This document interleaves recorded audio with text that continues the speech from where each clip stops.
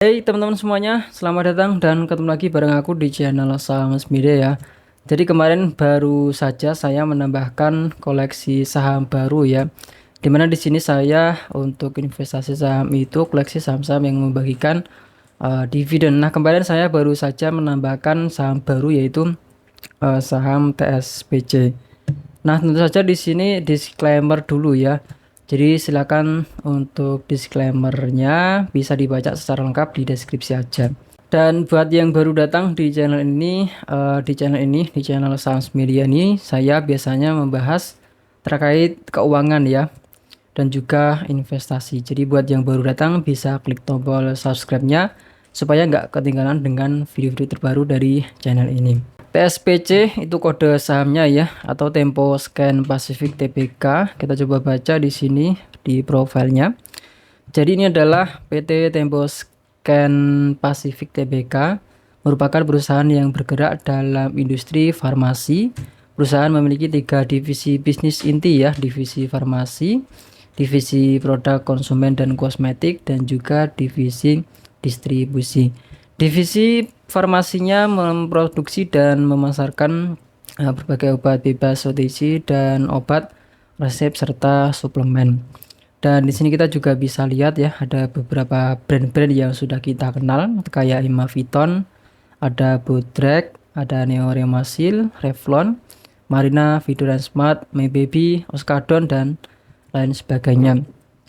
Dimana ini emiten IPO-nya itu pada tahun 1994 ya.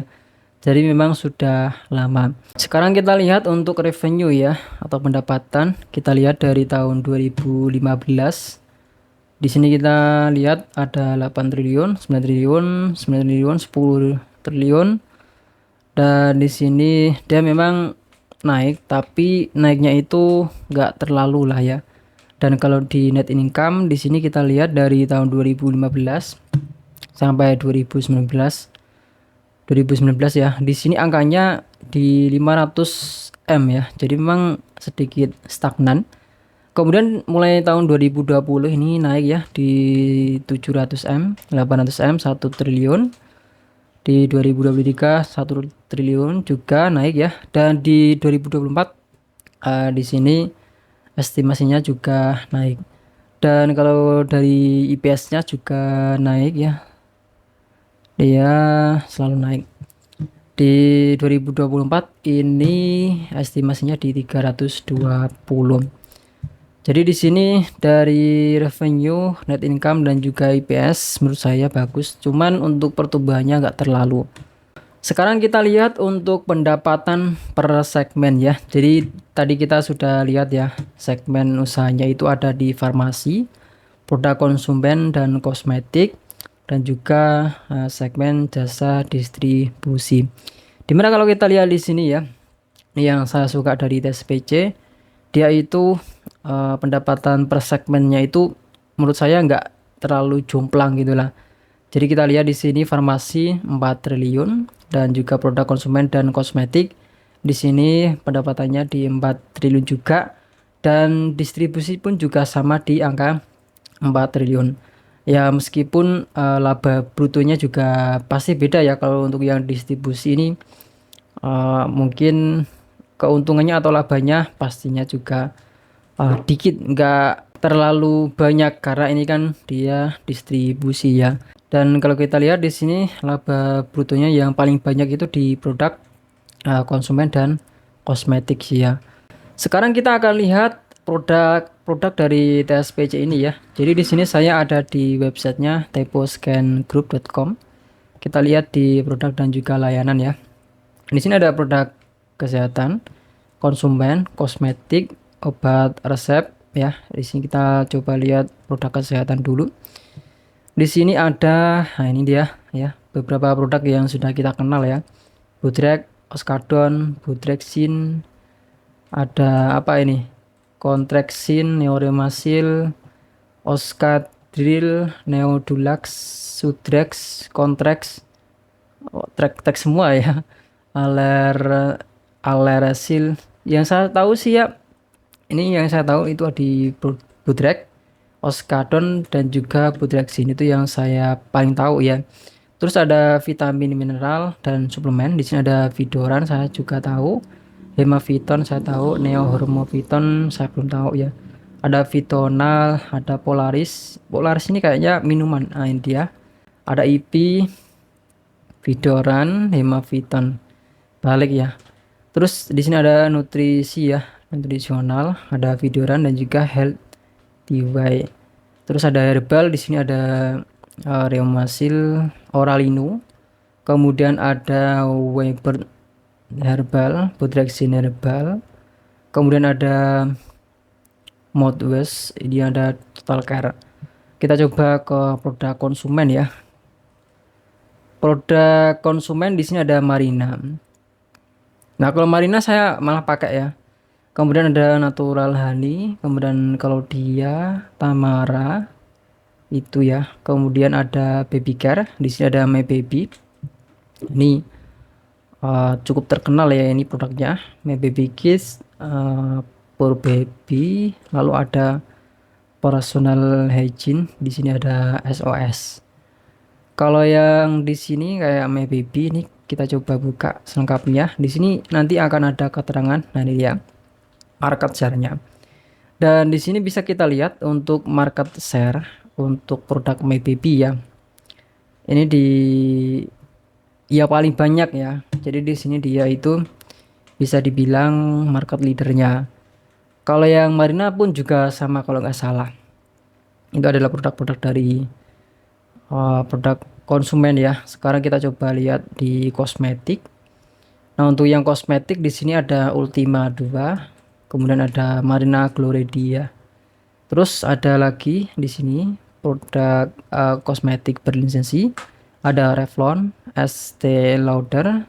Kemudian ada produk Clinique. Terus ada MAC, Bobbi Brown, La Mer, Jo Malone London. Ini saya nggak tahu ya, ini produk kosmetik. Balik lagi ke Revlon. Jadi produk dari Temposcan ini cukup terdiversifikasi ya. Ada produk kesehatan, produk konsumen, dan juga kosmetik. Dan saya lihat produk-produknya juga banyak yang dipakai ya di masyarakat, kayak My Baby, Marina. Terus ada produk kosmetik, ini produk kosmetik bisnis kecantikan ya. Pastinya jangka panjang itu pasti akan tetap laku. Sekarang kita coba lihat dividennya ya. Kita coba lihat dari dividen. Nah, ini dia dividennya. Petrosennya di 30% dan dividen yieldnya cukup lumayan di 4%. Kita coba lihat riwayatnya ya. Corp Action di sini dividen. Ini kemarin Desember 2024 ya. Tapi di sini saya nggak dapat karena belum beli ya. Desember 2024, di 2024 Juli juga, berarti dia 2 kali ya bagi dividennya. Terus di 2023 nih beralih ke November ya. Oh, ini berubah ya dari yang November sebelumnya di tahun 2023, berubah jadi Desember, Juli, November, Juli, kemudian Desember, Juli. Jadi dia cukup rutin untuk membagikan dividennya 2 kali dalam setahun. Kita coba lihat di sini ada Desember, Juli, November, Juli, Desember, Juli. Jadi mungkin nanti kita akan masukin ke jadwalnya di Juli sama Desember aja sih kayaknya ya. Nah, untuk valuasinya sendiri di sini dia sekarang harganya di 2.450 ya. Tapi kalau kita lihat dari jangka 1 tahun ya, di sini dia itu sebelumnya di 2000-an. Kalau kita lihat 5 tahun lah. Nah, ini dia 5 tahun. Jadi di sini dari tahun 2020 ya sampai 2023 di Februari, Maret, April, Mei itu harganya stagnan ya di 1000-an. Habis itu dia naik teman-teman, naik sampai sekarang di 2000-an. Itu mungkin karena apa ya? Kita coba lihat di sini dari net income ya. Dari net income-nya di sini memang stagnan di sini dari 2025 sampai 2020. Tapi habis itu dia naik ya net income-nya di sini. Mungkin dari harganya Dia itu menyesuaikan dari net income sih. Saya biasanya kalau lihat harganya itu pasti ada hubungannya dari net income. Kebanyakan nih kayak gitu ya. Sedang kita coba lihat dari analisis. Untuk analisis biasanya di 5 tahun ya. Di PE-nya sekarang kita coba lihat untuk min-nya di 5 tahun itu di 8,3 dan sekarang di 8,45. Kemudian kalau di BBV ya, kalau di BBV di sini min-nya di 1,06 dan sekarang ada di 1,51. Kalau menurut saya sih murah ya, tapi di sini biasanya kalau di bawah min 5 tahun itu saya bilangnya murah, kalau di atasnya itu saya bilangnya mahal. Tapi kalau ini ya gak gitu juga sih ya kalau untuk kita lihat valuasinya. Jadi kita lihat di sini PE-nya di 8,45 untuk sekarang ya, dan juga BBV-nya di 1,31. Sebenarnya untuk murah mahalnya ya tergantung teman-teman ya. Kalau menurut saya sih di BBV 1,3 ini menurut saya masih murah.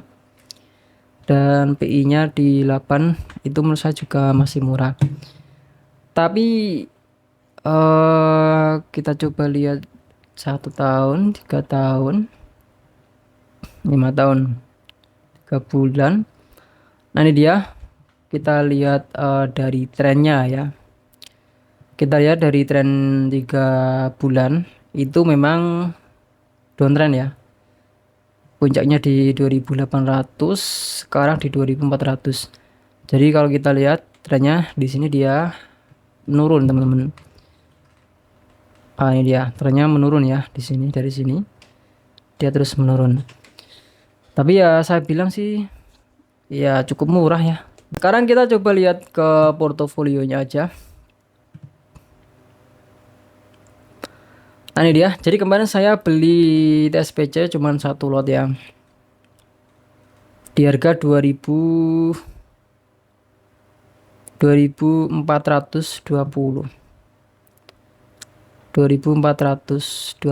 ya benar. Jadi saya baru beli 1 lot aja teman-teman. Jadi di sini saya juga ada sih cash ya 500 ribuan. Jadi akan saya tunggu kalau misalnya dia turun lagi, nanti ya bakalan saya beli lagi. Dan kalau kita lihat di sini ya, ini dia kepemilikan saham saya untuk sekarang ini. Ada BRIS, MIDI, SMSM, dan juga yang baru saja saya tambahkan itu TSPC, cuman ini masih 1 lot aja. Jadi saya gitu ya, kalau beli saham itu gak langsung saya beli semuanya, saya habiskan cash. Ya pasti saya akan sisakan cashnya untuk jaga-jaga kalau misalnya dia turun lagi. Kalau turun lagi saya bisa beli dengan harga yang murah. Sekarang kita ke spreadsheet ya. Jadi langsung aja kita masukin TSPC. Besar aja TSPC. Kita punya 1 lot ya. Nah ini harganya sekarang 2400 sudah benar. Kita ambil fungsinya di sini 245.000 rupiah. Kemudian kita masukin lagi di jadwal ya. Kita masukin jadwalnya berarti di Desember ya. Cuman berubah-berubah sih TSPC. Tadi kita lihat di November dan juga Juni, Juli dan juga Desember. Di sini saya akan masukin di sini aja TSPC di bulan Juli dan juga Desember ya. Kita kasih warna hijau.